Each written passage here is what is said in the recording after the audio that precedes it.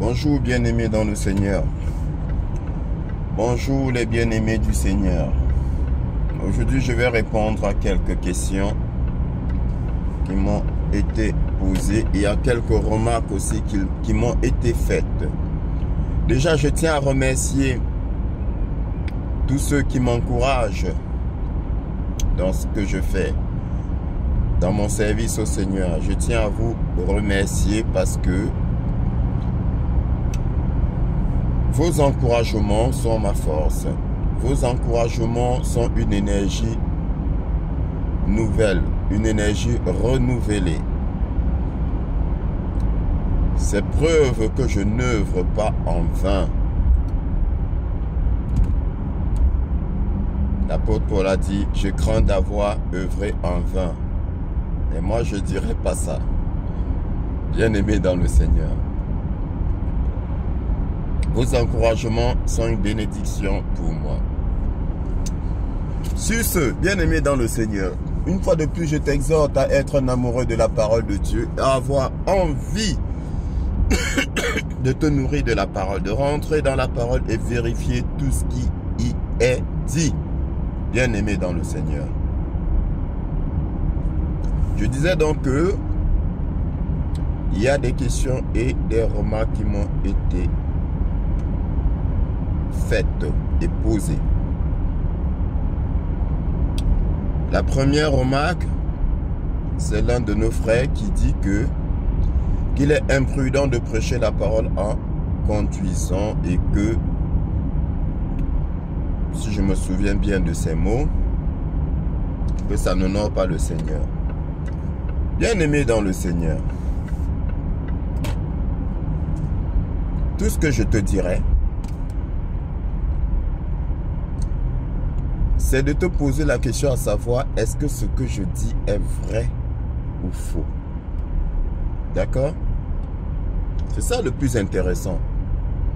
Est-ce que ce que ce frère enseigne, c'est la vérité du Seigneur, ou est-ce qu'il est dans le mensonge, ou est-ce qu'il est dans le faux, dans l'erreur? Bien-aimé dans le Seigneur. Qu'est-ce qui n'est pas imprudent? Qu'est-ce qui n'est pas imprudent, bien-aimé?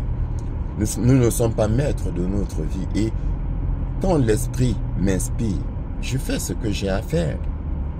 Je fais ce que j'ai à faire. Tu as demandé que je me pose dans un parking pour prêcher. Es-tu sûr que c'est dans le parking que je serai inspiré? Bien-aimé dans le Seigneur, penses-tu? Il y en a qui sont inspirants en conduisant, il y en a qui sont inspirants en travaillant, il y en a qui ne peuvent être inspirés que dans le calme, posément, posé quelque part. Et je vais te dire, moi quand je suis dans ma voiture, je suis dans le calme, je suis seul, il n'y a personne. Je suis seul. L'Esprit m'inspire et je prêche la parole. Bien-aimé dans le Seigneur, intéresse-toi à ce que je dis. C'est ça le plus important. Est-ce que ce frère dit la vérité? Et jusqu'à preuve du contraire, bien-aimé, j'estime que je dis la vérité parce que cela ne vient pas de moi. Cela ne vient pas de moi. Donc, ensuite, il y a un autre frère concernant la traversée, la soi-disant traversée des faux pasteurs, qui m'a dit que, en fait, c'est une occasion pour les frères et sœurs en Christ de se retrouver et de se réjouir. Alors, je lui ai répondu et je réponds encore, on ne se réunit pas autour du mensonge pour se réjouir en Christ. Non. Non. On se réjouit autour de la vérité parce que Christ est vérité. Christ est la vérité. Alors, on ne peut pas se réjouir, se réunir autour du mensonge de la traversée pour, soi-disant, se réjouir en famille, entre frères et sœurs. Non. Non, bien-aimé dans le Seigneur. C'est une erreur, ça ne se fait pas. Ça ne se fait pas. Donc ça veut dire qu'en fait, vous vous réunissez et vous vous réjouissez de contredire notre merveilleux Seigneur. Oui. C'est ce que vous faites en fait. La traversée, c'est un mensonge. Ce n'est pas biblique. Donc vous vous réunissez autour de ce qui n'est pas biblique. Tiens, du coup, ça me fait penser, je vous parlerai de la fête de Noël. Vous vous réunissez autour de ce qui n'est pas biblique pour vous réjouir en Christ.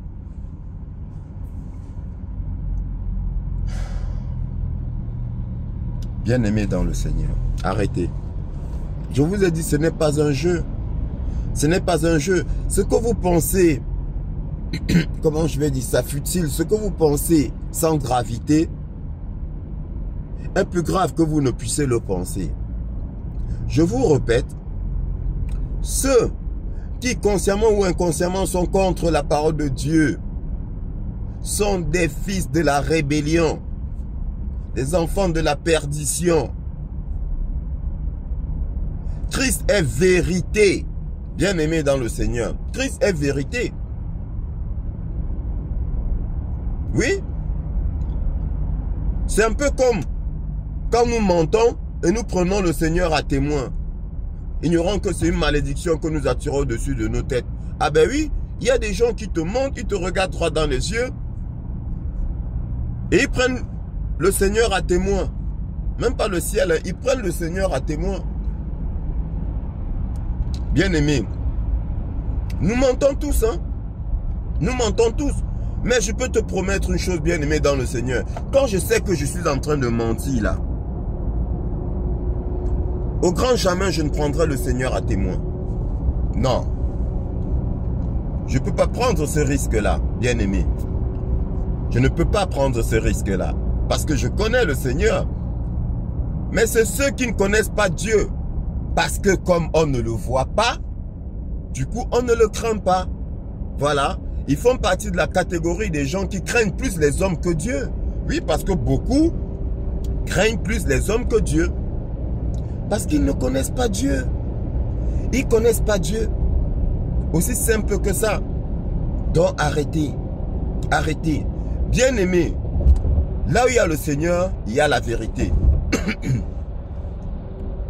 Si tu vas quelque part, en assemblée, il y a le mensonge, sache que le Seigneur n'y est pas. Ben, c'est une évidence puisque le Seigneur est vérité. Je ne sais pas comment est-ce qu'il faut comprendre ça. Comment est-ce qu'il faut qu'on vous explique ça pour que vous compreniez. C'est tellement basique, c'est tellement évident. Là où il y a le mensonge, il n'y a pas la vérité. Et là où il y a la vérité, il n'y a pas le mensonge. Aussi simple que ça. Donc tu ne peux pas être dans une église qui prêche le mensonge et tu dis que vous êtes réunis au nom du Seigneur. Mais c'est incroyable. C'est incroyable. Je dis non. Même la simple petite intelligence humaine là, dit non. Oui. Parce que la sagesse de Dieu est au-dessus de l'intelligence humaine. Donc je laisse la sagesse de Dieu. Je prends rien que la petite intelligence humaine là. La petite intelligence humaine dit non. Ce n'est pas... Là où il y a le mensonge, il n'y a pas la vérité. Aussi simple que ça. C'est une occasion pour se réunir entre frères. Une occasion de quoi? Le mensonge est une occasion pour se réunir en Christ. Je dis non, bien-aimé. Non, réveille-toi. Réveille-toi. Donc, ceci étant dit, je passe à la troisième remarque. Quelqu'un qui m'a dit, parce que j'ai dit que nous ne pouvons observer les jours, les mois, les années. Comme il est écrit, parce que l'apôtre Paul dit quoi? Je crains d'avoir œuvré, d'avoir travaillé en vain, parce que vous retournez aux pauvres, aux faibles et pauvres rudiments, vous observez les temps, vous observez les jours, les mois, les années. C'est écrit dans la Bible. C'est pas moi qui l'ai écrit, hein. C'est pas moi qui l'ai dit, c'est écrit. Donc nous n'avons pas à observer ces choses-là Alors, il y a une remarque qui m'a été faite en disant que oui, mais le Seigneur est maître du temps. Donc, ce n'est que normal qu'on observe, je dis. Alors, la réponse, cette phrase-là, qui dit que le Seigneur est maître du temps, vient effectivement nous confirmer que nous n'avons pas à observer les jours, les mois, les années. Pourquoi? Parce que vous dites bien, il est bien dit que le Seigneur est maître du temps. Donc ça veut dire quoi? Ça veut dire que c'est lui qui maîtrise le temps. Toi, homme, tu ne maîtrises pas le temps. Tu ne peux pas observer ce que tu ne maîtrises pas. Donc dans la réponse que je lui ai donnée, j'ai pris un exemple. On dit qu'un jour à 24 heures, est-ce le Seigneur qui l'a défini ainsi? Est-ce le Seigneur qui a défini que une heure c'est 60 minutes et que 60 minutes c'est 60 secondes et que 60 secondes c'est 60 tiers? Est-ce que c'est le Seigneur qui a défini ça? Remarque que bien aimé, ah gloire à Dieu, et je n'y avais même pas prêté attention, c'est pas vrai. C'est pas vrai. Le Seigneur est merveilleux. Je sais que beaucoup le savaient déjà, mais honnêtement, moi, je ne le savais pas encore. L'Esprit nous enseigne tous les jours. Qu'est-ce que je viens de dire, bien-aimé? Et tu vas comprendre. Une heure, c'est combien? 60 minutes. Une minute, c'est 60 secondes et une seconde, c'est 60 tiers. Ça fait quoi, bien-aimé? 60, 60, 60, le zéro ne valant rien du tout, ça fait 666, 666. Et tu dis que c'est le Seigneur qui a établi ça? Gloire à toi, Seigneur Jésus-Christ. Tu es merveilleux. Et tu viens une fois de plus d'éclairer ton humble serviteur que je suis. Oui, je répète, beaucoup peuvent rigoler en se disant que, ah, s'ils n'avaient pas remarqué ça, bien aimé, nous n'avons pas la maîtrise de toutes choses. Hein. Le Seigneur nous enseigne tous les jours. Et je vous ai dit, vos remarques aussi m'enseignent. Quand je vous enseigne, je m'édifie aussi, bien-aimé dans le Seigneur. Je m'enseigne aussi. Parce qu'en fait, ce n'est pas moi qui enseigne. C'est l'Esprit qui enseigne. Ça vient tout seul. Et là, l'Esprit vient de me faire remarquer que une heure, c'est 60 minutes, 6. Une minute, c'est 60 secondes, 6. Et une seconde, c'est 60 tiers, 6. Ça fait 666. Le nombre de la bête. Et vous observez ça. Est-ce que c'est le Seigneur qui a décidé que une journée serait 24 heures? Et 24 heures, ça fait quoi? 2 plus 4, 6. Bien-aimé dans le Seigneur, faites attention. Faites attention. Dans un jour, une heure et une minute, ça fait 666. Parce que un jour, 24 heures, 2 plus 4, 6. 1 heure, 60 minutes, 6. 1 minute, 60 secondes, 6, ça fait 666. Et si tu laisses la journée, tu prends la minute, l'heure, pardon, 1 heure, 60 minutes, 6. 1 minute, 60 secondes, 6. Et 1 seconde, 60 tiers, 6, 666. Je ne sais pas s'il faut même que je continue dans l'explication, mais je vais quand même continuer. Donc, je disais que vous observez les temps, les jours. Mais bien aimé dans le Seigneur, est-ce le Seigneur qui a défini cela? Est-ce le Seigneur qui a dit que une journée c'est 24 heures? Non. Est-ce le Seigneur qui a dit que un mois c'est 31 jours? Non. Ou 30 jours par ailleurs? Non. C'est pas le Seigneur qui a défini ça. Aussi simple que ça. Et je vais plus loin dans 2 Pierre. Je pense 2 Pierre verset chapitre 3.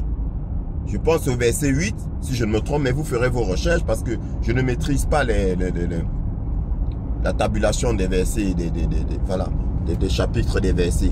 Donc, je disais qu'il est écrit dans la deuxième lettre de Pierre, il est écrit quoi? Que un jour est comme 1000 ans et 1000 ans comme un jour pour le Seigneur. Un jour est comme 1000 ans et 1000 ans est comme un jour pour le Seigneur. Donc c'est Dieu qui décide des jours, des mois, des années, des temps. C'est lui qui décide, c'est pas toi l'homme. Alors tu les observes sur la base de quoi? Sur la base de quoi est-ce que tu les observes? Sur la base de quoi est-ce que tu observes l'année? Bien-aimé dans le Seigneur. Un jour est comme 1000 ans pour Dieu.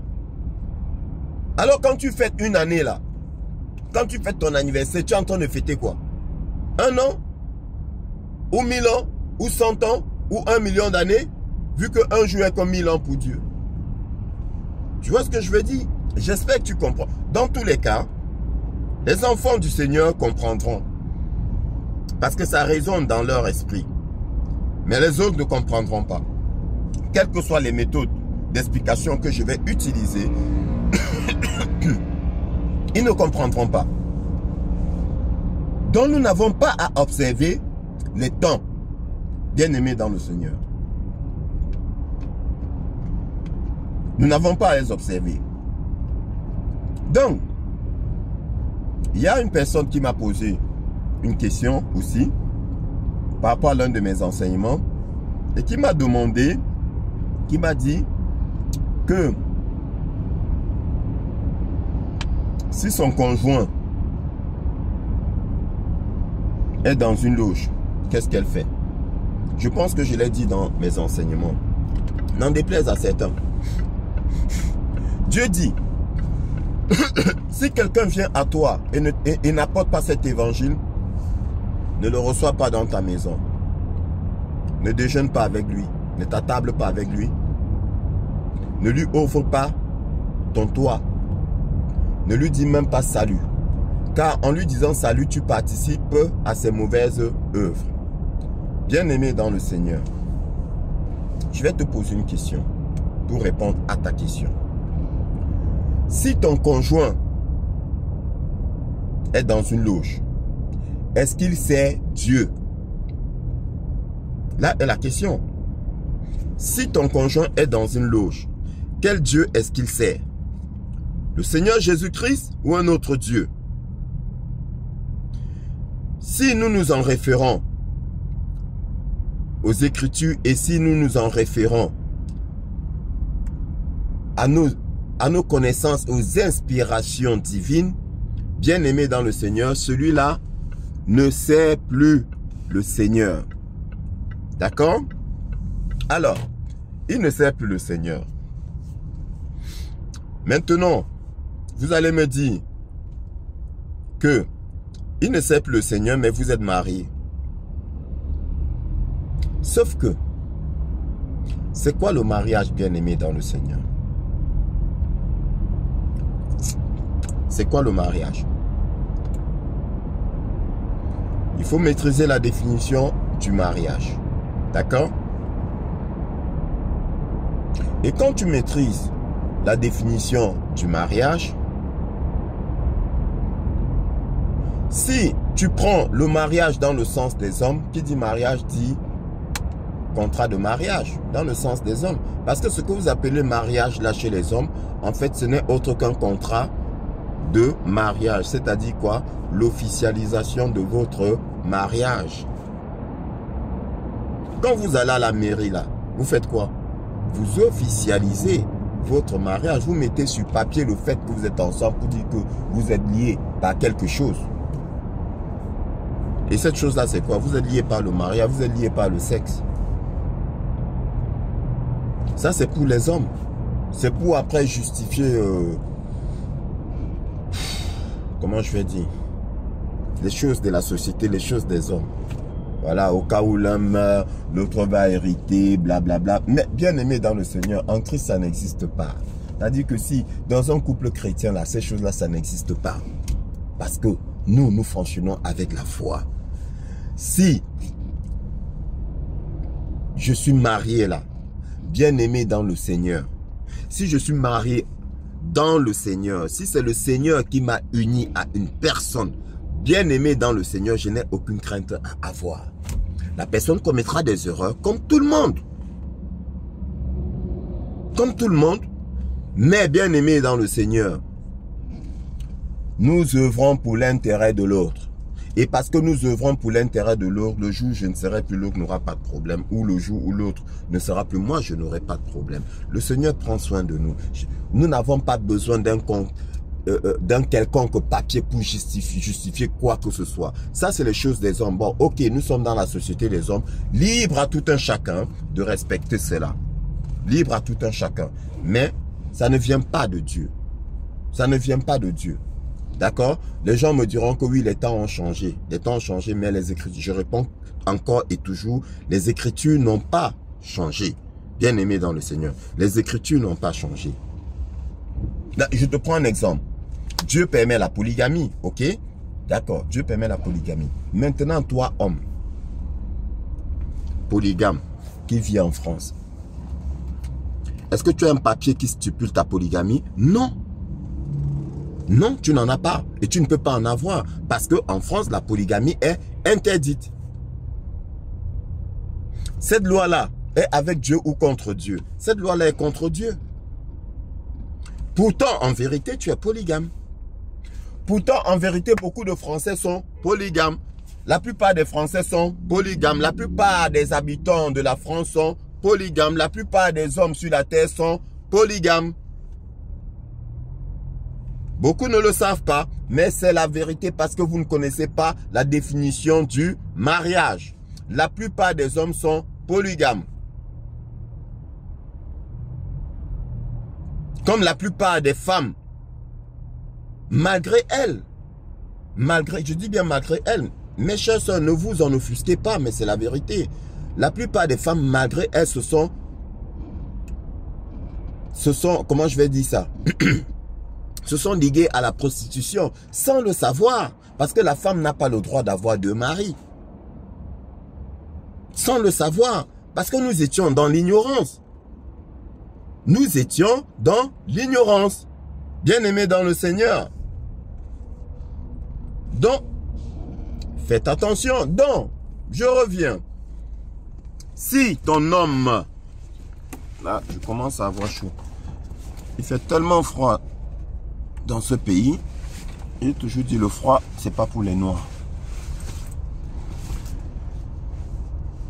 Si ton mari est dans une loge, toi femme, tu m'as posé la question, qu'est-ce que tu fais? Je t'ai dit va-t'en. Je t'ai dit va-t'en. Va-t'en. Et j'ai encore dit, les gens disent que personne ne sait pas ce que Dieu a uni. Est-ce que c'est Dieu qui vous a uni? Que personne ne sait pas ce que Dieu a uni. Est-ce que c'est Dieu qui vous a uni? Va-t'en. Parce que il ne sert plus Dieu. Et vu qu'il ne sert plus Dieu, toi, en restant avec lui, tu es d'accord avec lui. Dans tous les cas. Il y a beaucoup... Quelqu'un m'a dit un jour que, oui, mais ce qui compte, c'est ce que tu as dans le cœur. Qu'est-ce que tu as dans le cœur? Qu'est-ce que tu as dans le cœur? Tu as dans le cœur que c'est Dieu que tu sers? C'est ça? Tu as dans le cœur que c'est Dieu que tu sers. Et lui, ce n'est pas Dieu qu'il sert, mais vous êtes ensemble. C'est ainsi que l'homme quittera son père et sa mère et s'attachera à sa femme et ils ne formeront qu'une seule chair, un seul corps. Voilà ce qui est écrit. Vous ne formez qu'un. Quand vous vous accouplez, vous ne formez qu'un. Ça veut dire quoi? Ça veut dire que vous êtes associés, vous êtes liés, vous êtes attachés, vous avez fusionné. Vous êtes en fusion, vous êtes en accord, en harmonie, en... Comment est-ce que je vais dire ça? Quel mot encore je peux utiliser? Quel synonyme est-ce que je peux encore utiliser pour que tu comprennes? Vous êtes en harmonie. En fusion, en harmonie, vous êtes d'accord.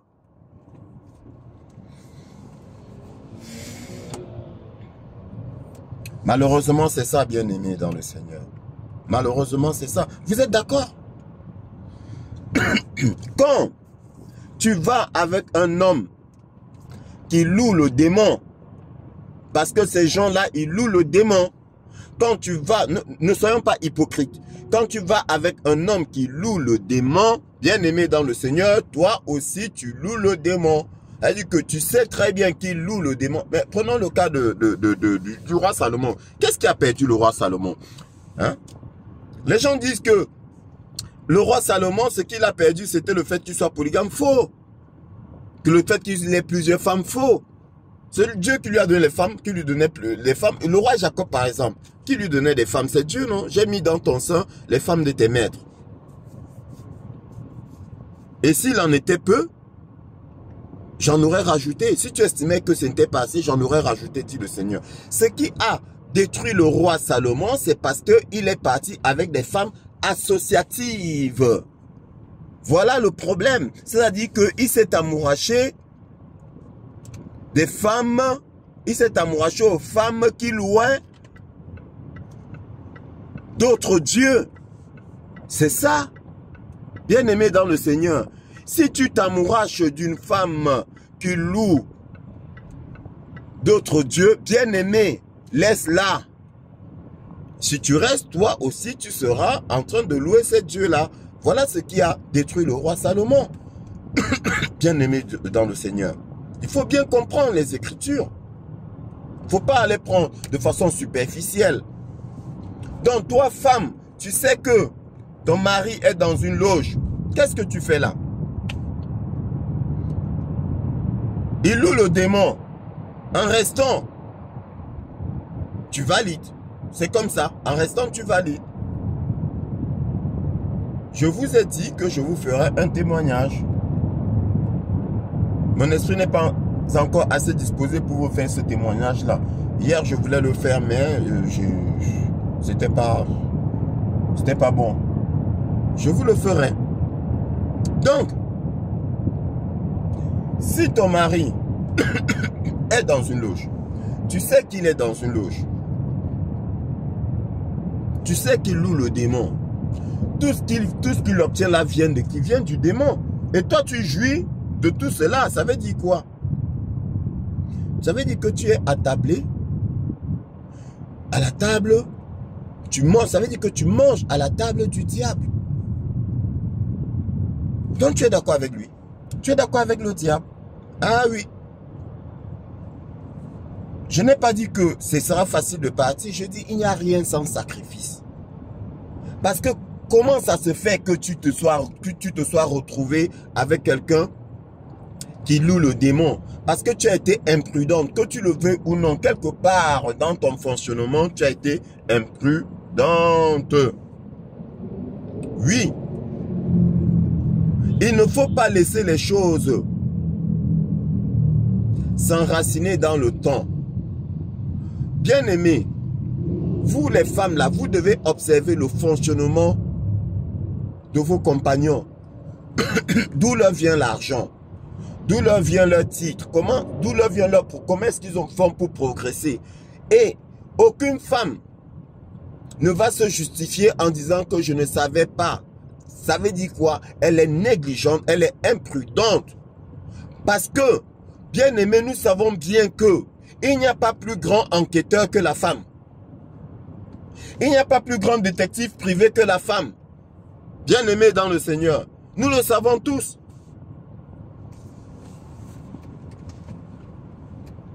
Bien sûr, sauf si tu as été envoûté, mais tu es envoûté dès lors que tu es désenvoûté, tu te rends compte, tu fais quoi?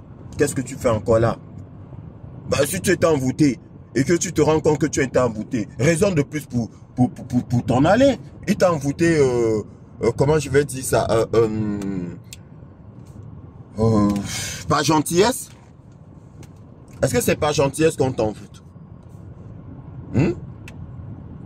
C'est la preuve qu'il est du démon, il est fils du diable, il est fils du malin. Parce que je t'ai expliqué que t'envoûter, c'est quoi? C'est ligoter ton esprit et très souvent même c'est tuer ton esprit.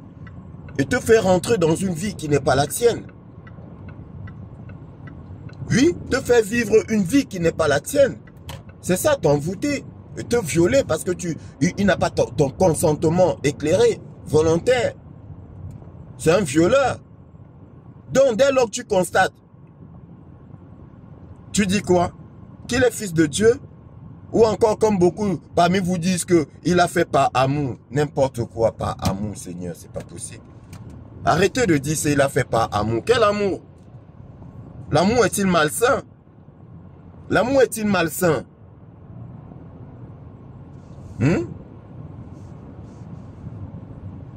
L'amour ne fait rien de mal, dit la parole. Allez dans la parole pour avoir les définitions. Vous vous accrochez aux définitions des hommes. Mais les hommes sont diaboliques. Ils vous mentent. Si tu veux connaître la vérité de toute chose, en toute chose, va dans la parole de Dieu, tu auras la vérité. Tu veux connaître la définition des choses, va dans la parole et tu auras la définition des choses. Et là, tu auras le don du discernement.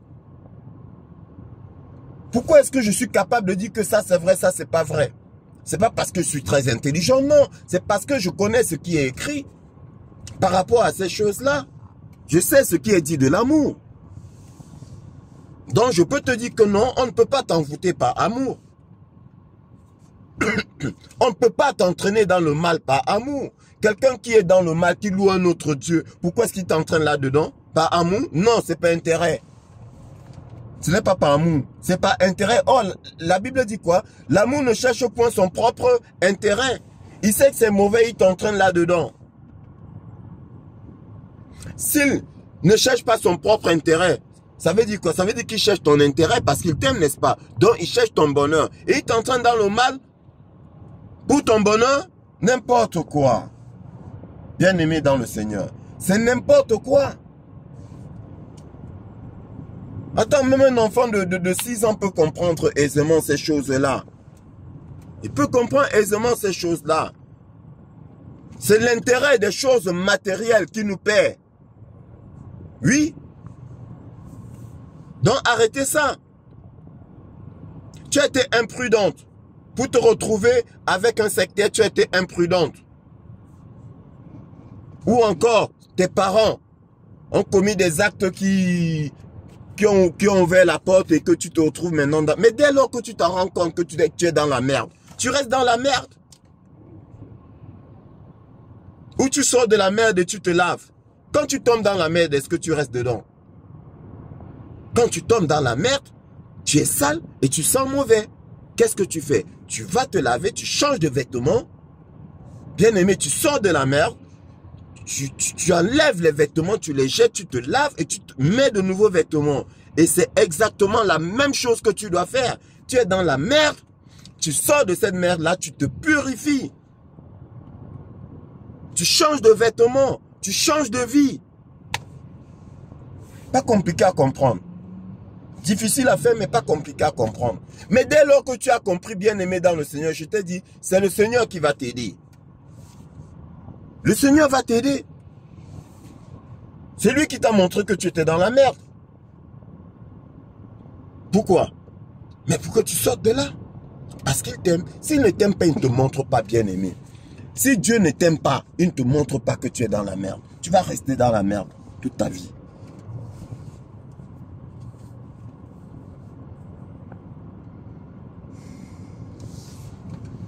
Bien aimé dans le Seigneur. Donc, si ton conjoint est dans une loge et qu'il ne peut pas en sortir, va-t'en. Oui, parce que je pense, ça, de ce côté, bien aimé, je ne peux pas te l'affumer à 100%. Mais on dit rien n'est impossible à Dieu. Ça, je peux te l'affirmer, rien n'est impossible à Dieu. Je crois en ça, rien n'est impossible à Dieu. Dieu peut le sortir de là. Mais est-ce que toi, tu peux le sortir de là? Est-ce que toi, tu peux le sortir de là? Hein? Est-ce que tu as la capacité de le sortir de là? Parce que si toi, tu t'engages à le sortir de là, rassure-toi que tu as les armes pour cela. Rassure-toi que tu as les armes pour cela, pour le faire. Mais je ne pense pas que tu aies les armes pour le faire. Je ne pense pas que tu aies les armes pour le faire. Bah oui, je ne pense pas. Parce que déjà même la parole, tu ne connais pas. Et tu vas le sortir de là comment? Tu vas le sortir de là comment? Les gens disent en prier, il faut prier, il faut prier. Oui, d'accord, il faut prier. Mais avant de prier là, sais-tu? As-tu la connaissance? As-tu la connaissance?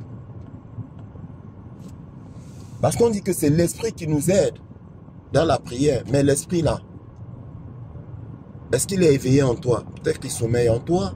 Parce que tu ne t'intéresses pas à la parole. Tu t'intéresses aux choses du monde. Et après un beau matin, tu te réveilles que tu es dans la merde. As-tu la force de lutter contre ces gens-là? As-tu la force de lutter contre ces gens-là? Parce que ce que tu ne sais pas, bien aimé, je vais t'avouer une chose. Ce que tu ne sais pas, je t'explique un peu comment ils fonctionnent ces gens-là. Ces gens-là, quand ils sont mariés, il faudrait que la femme qu'ils épousent adhère à ce qu'ils font pour mieux prospérer. Et très souvent, elle va adhérer par ignorance. D'accord? Très souvent, elle va adhérer par ignorance. Quand elle adhère par ignorance, là, on la laisse tranquille. Mais quand elle n'adhère pas, après avoir su là où il est-ce que tu sais ce qui se passe? On l'oblige à adhérer. Est-ce que tu m'écoutes? On l'oblige à adhérer. Sinon, elle va connaître, bien aimé dans le Seigneur, elle va connaître la douleur. Dans la plupart des cas, on va la frapper de maladie. Bien aimé dans le Seigneur, on va la frapper de maladie. Elle va être malade. Tout le temps. Elle va être malade. Jusqu'au jour où elle va céder. Ah oui. Et je sais que beaucoup peuvent témoigner. Je vous parle d'un vécu. On va la frapper de maladie.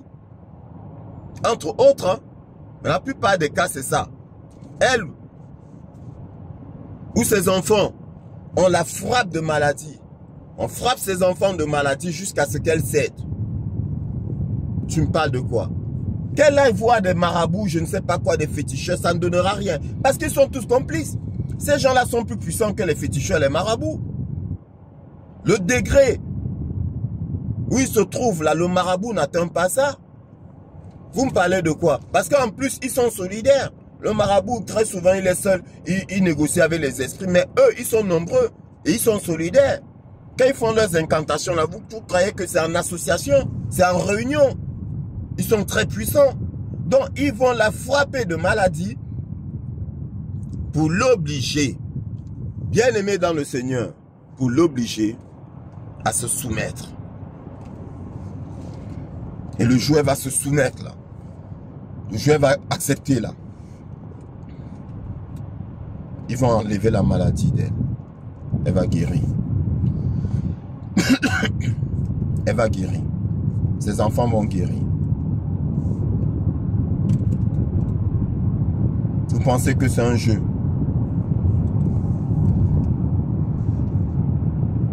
Sors de là. Sors de là. Dieu prendra soin de toi. Pour ça, j'en suis sûr. Dieu prendra soin de toi. Ça s'appelle la foi. Moi, j'ai la foi, bien aimé dans le Seigneur. J'ai même la foi pour toi.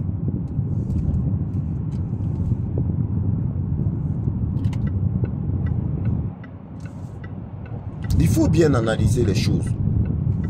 Tu ne peux pas savoir que ton homme est un voleur et puis quand on l'arrête, tu dis que tu es innocente, que tu n'es pas complice. Si, tu es complice.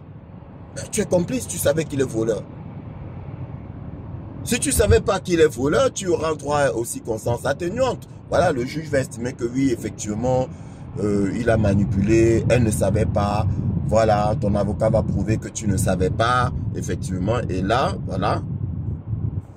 Mais même jusque-là, ça va être chaud pour toi. Mais si tu sais et qu'il est prouvé que tu savais qu'il est voleur, tu es complice. C'est comme le crime. C'est comme le crime.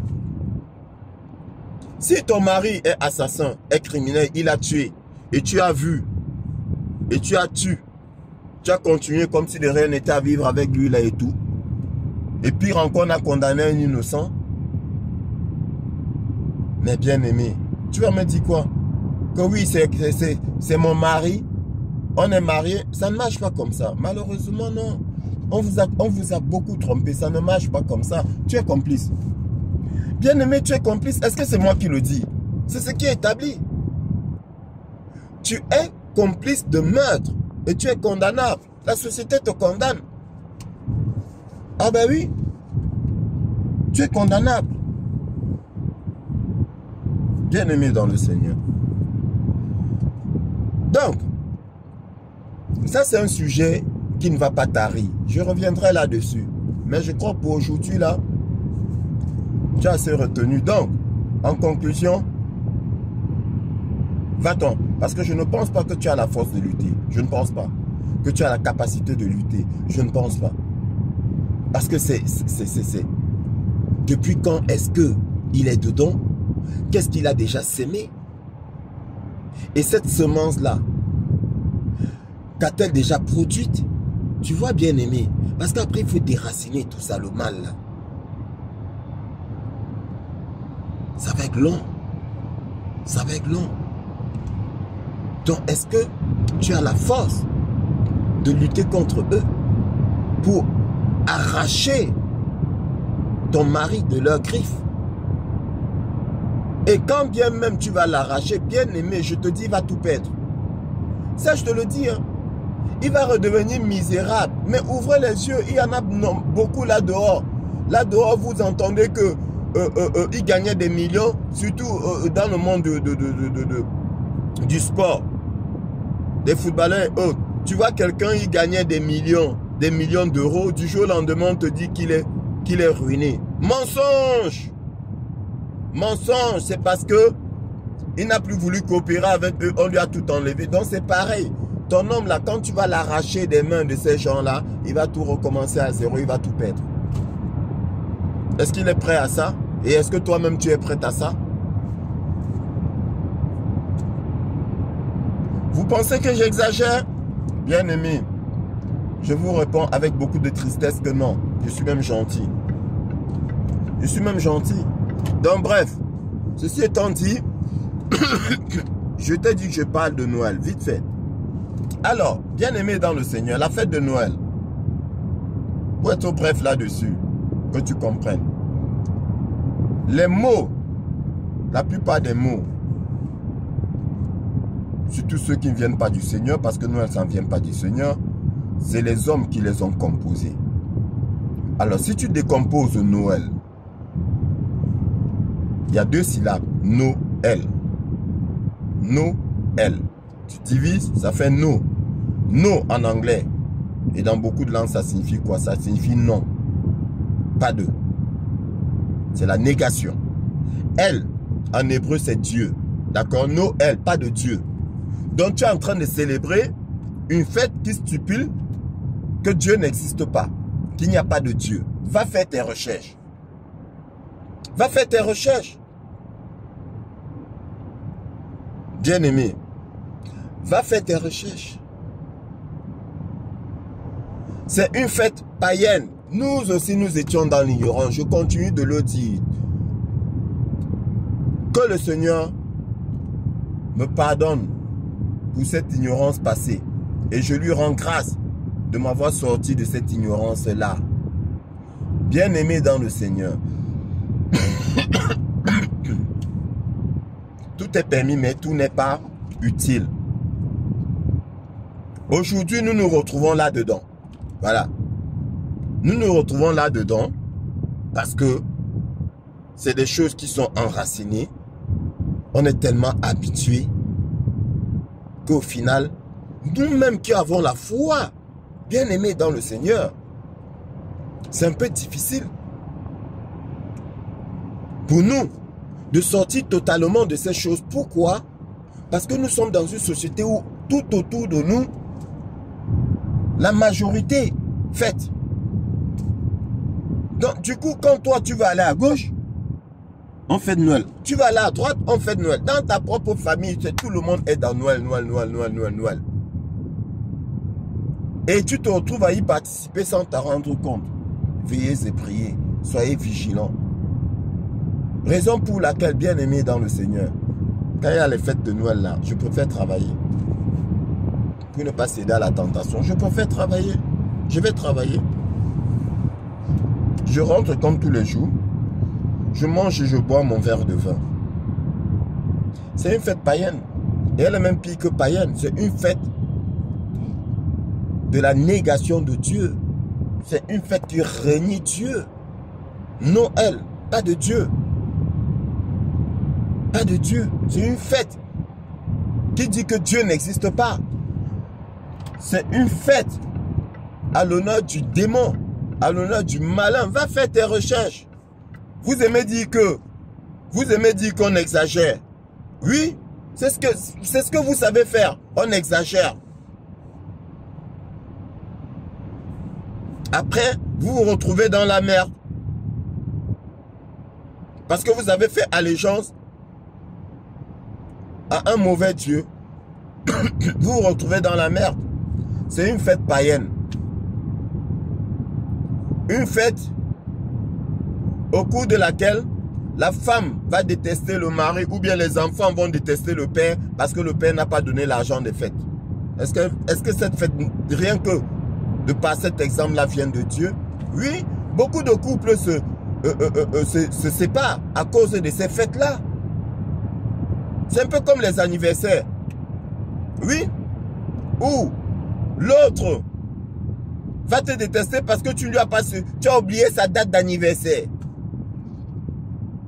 Il y aura des querelles parce que tu n'as pas offert un cadeau pour son anniversaire. Voilà, bien-aimé. Voilà dans quelle ignorance est-ce que nous étions. La fête des amoureux, pareil, Saint-Valentin. Ah, tu as oublié la fête des amoureux. Tu ne m'as pas souhaité bonne fête des amoureux. Mais tous les jours, c'est bonne fête des amoureux, tous les jours. Tous les jours.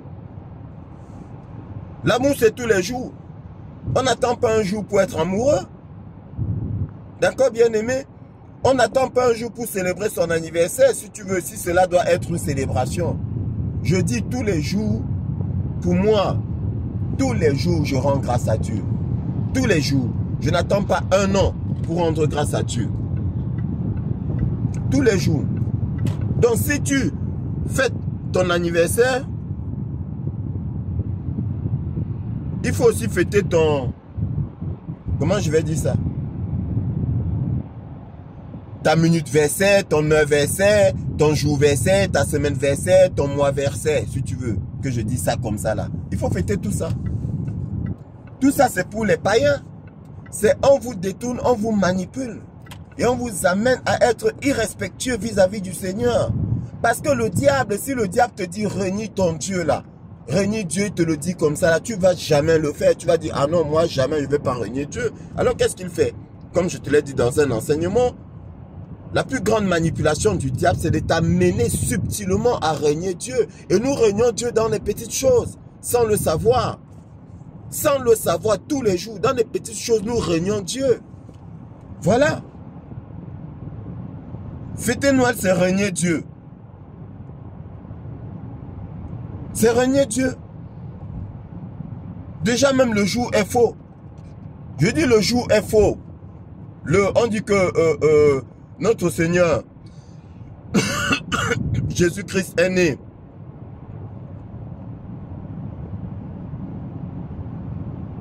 Ils disent qu'il est né quand? Le 25.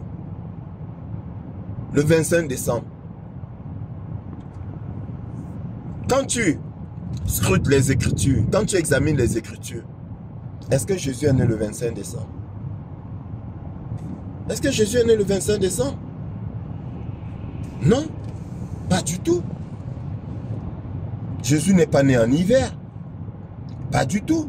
Bien-aimé. Donc eux-mêmes ils sont contradictoires. Mais toi tu ne constates pas ça. Bah, tu es rentré dedans dans une tradition. Et le Seigneur dit quoi? Pourquoi vous observez la tradition des hommes? C'est la tradition des hommes. Ça ne vient pas de Dieu. Ça ne vient pas de Dieu. La seule chose que le Seigneur a faite, a demandé que nous respections, et il l'a explicitement dit, c'est la Sainte Seine. Il a dit, vous ferez cela en mémoire de moi. Bien aimé, c'est écrit. Vous ferez cela en mémoire de moi. Donc voilà. Voilà la seule fête chrétienne. La seule fête chrétienne que nous pouvons valider et que nous pouvons dire que nous faisons en mémoire du Seigneur, pour le Seigneur, dans le Seigneur. Voilà la seule fête. Le reste, la bien-aimée, c'est la foutaise des hommes pour nous perdre, pour prendre notre argent. Oui, parce que regarde, fête de Noël. Dans tous les cas, il faut savoir une chose. Ce qui est trop médiatisé là n'est pas de Dieu, bien-aimé. Parce que les médias n'appartiennent pas au Fils de Dieu. Les médias appartiennent au Fils du démon pour la manipulation. Quand quelque chose est trop médiatisé là, bien-aimé, non, tourne le dos. Pareil. Dès lors que je vois un pasteur qui est très médiatisé, bien-aimé, je te dis, sans hésitation, pas discernement, je te dis, c'est un faux pasteur. C'est un faux pasteur. Tu penses que je mens, je ne mens pas. C'est un faux pasteur. Tout ce qui est trop médiatisé là, c'est pas bon. C'est pas bon. Ah, je les connais déjà. Gloire à Dieu. Bien-aimé, tout ce qui est médiatisé là, ce n'est pas bon. Tout ce qui est tel qu'il y a beaucoup d'argent autour là, ce n'est pas bon. Ce n'est pas bon. Ah non, non, non, non, non, non, non, non, non. Je mets au défi quiconque de me prouver le contraire. Je suis prêt, hein? Venez me prouver le contraire. Ce n'est pas bon. C'est pour le démon. Fête de Noël, dès le mois de octobre, on commence déjà à vous mettre. Tout est autour de Noël. Les films, les séries, tout ça là à la télé. Noël, Noël, Noël, Noël, Noël. Et les cadeaux, et les ceci. Voilà, on prend votre argent. Et votre enfant, du coup le Père Noël devient son Dieu. Il se lève à minuit, 24 à minuit, pour voir si le Père Noël a déposé un cadeau sous le sapin. Mensonge. On est dans le mensonge. On est dans le mensonge. Bien-aimé dans le Seigneur. On est dans le mensonge. Ce n'est pas de Dieu. Ce n'est pas de Dieu. Les couples se divisent à cause de Noël. Les couples se divisent à cause des anniversaires. Les couples se divisent à cause de la Saint-Valentin. Tu as oublié ma date d'anniversaire. Ah, tu as oublié l'anniversaire de notre mariage. Ah, tu as oublié que la Saint-Valentin.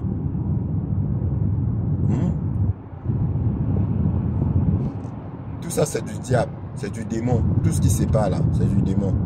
Bien-aimé dans le Seigneur.